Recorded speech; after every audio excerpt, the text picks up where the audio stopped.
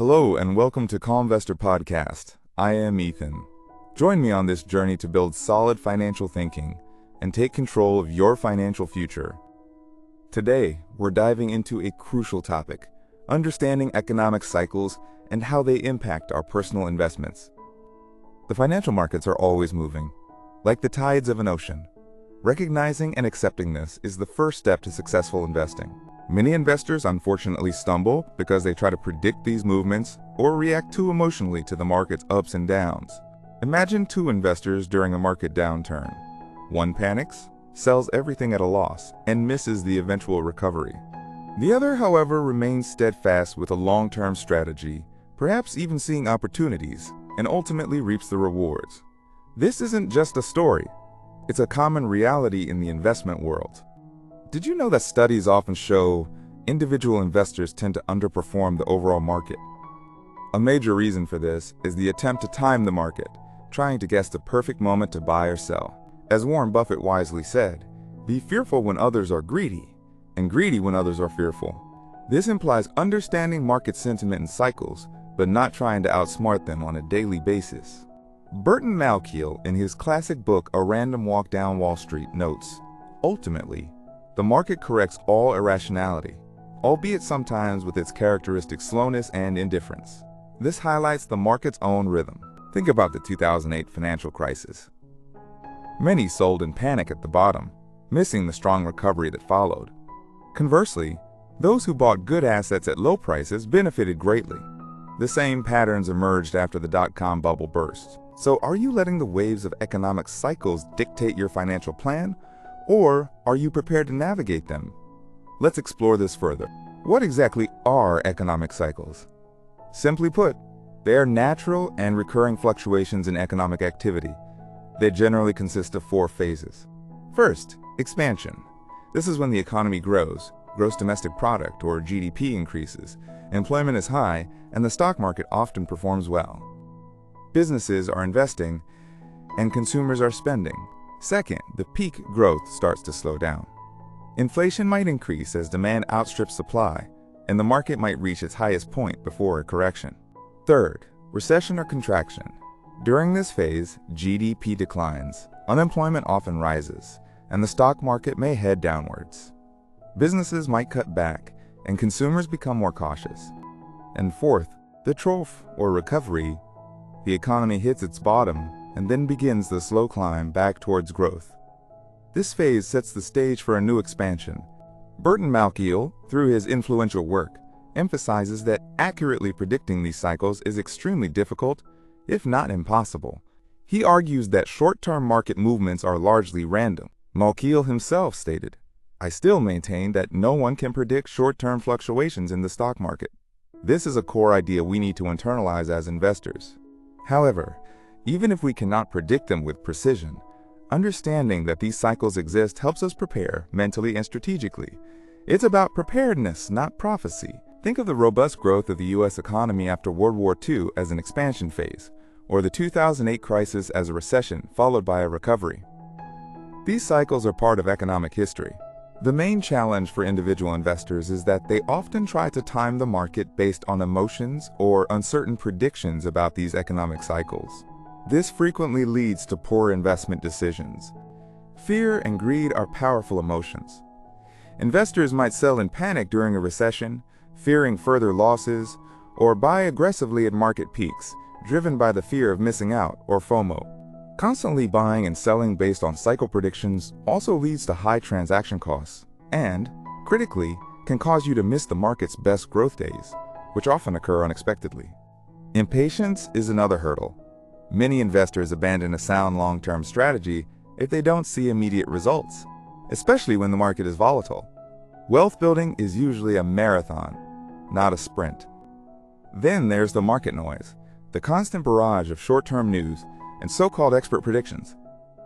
Focusing too much on this can make you lose sight of the bigger picture and your long-term goals. As Benjamin Graham, a mentor to Warren Buffett, pointed out, the investor's chief problem is often themselves, especially when emphasizing market timing over buying good value for the long run.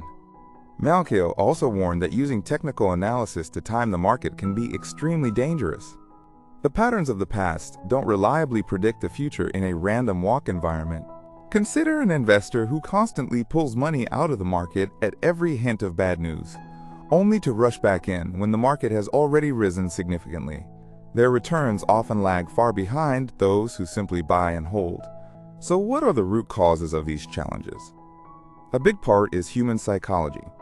We are wired to be influenced by emotions, especially when it comes to money and uncertainty.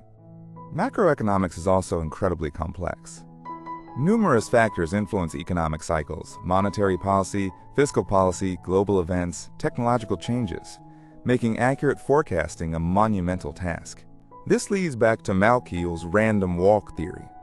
In the short term, stock prices can move unpredictably, like a random series of steps, not following clear, repeatable patterns from the past. Confirmation bias also plays a role.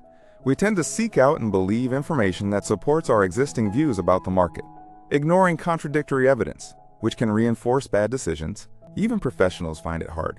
Malkiel noted that over extended periods, the average actively managed large-cap fund often underperforms market indexes like the S&P 500. This shows how tough it is to consistently beat the market. So if predicting cycles is a losing game, what's the solution according to Malkiel? It's about shifting focus.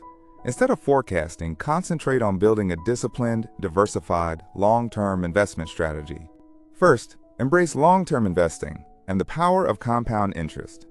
Accept short-term volatility as part of the journey, and keep your eyes on your long-range goals. Time is your greatest ally here. This means adopting a buy-and-hold approach with quality assets. Reinvesting dividends and profits is crucial to let compound interest work its magic. Remember, the cost of trying to time the market can be missing out on its best days. Imagine investing a consistent amount monthly into a broad market index fund for 20 or 30 years. Regardless of the market's ups and downs along the way, the likelihood of accumulating substantial wealth through growth and compounding is very high. Second, diversify your portfolio. This classic advice means not putting all your eggs in one basket. Diversification helps minimize risk when certain sectors or asset classes underperform during a specific cycle phase. Allocate your assets across different categories: stocks, bonds, perhaps real estate, and cash. Within stocks, diversify across industries, company sizes, large cap, small cap, and even geographies: domestic, international. The aim is to build a portfolio that can withstand various economic shocks. As Nobel laureate Harry Markowitz, whose work Malkiel references, famously said, "Diversification is the only free lunch in investing." For instance, during a recession, stocks might decline, but safer government bonds might hold their value or even appreciate, helping to stabilize your overall portfolio. Third, consider using low-cost index funds. For most individual investors, Malkiel argues that investing in funds that track a broad market index, like the S&P 500, is an effective and cost-efficient strategy. Malkiel is a strong proponent of index funds because most actively managed funds fail to beat the market over the long term, especially after accounting for their higher fees. Investing in an index fund allows you to own a diversified portfolio instantly, at a very low management cost. Malkiel advises investors to bow to the market's superior wisdom and use index funds.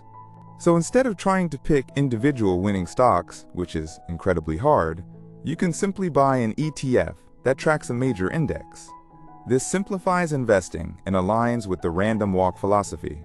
In conclusion, understanding economic cycles isn't about perfectly predicting the market.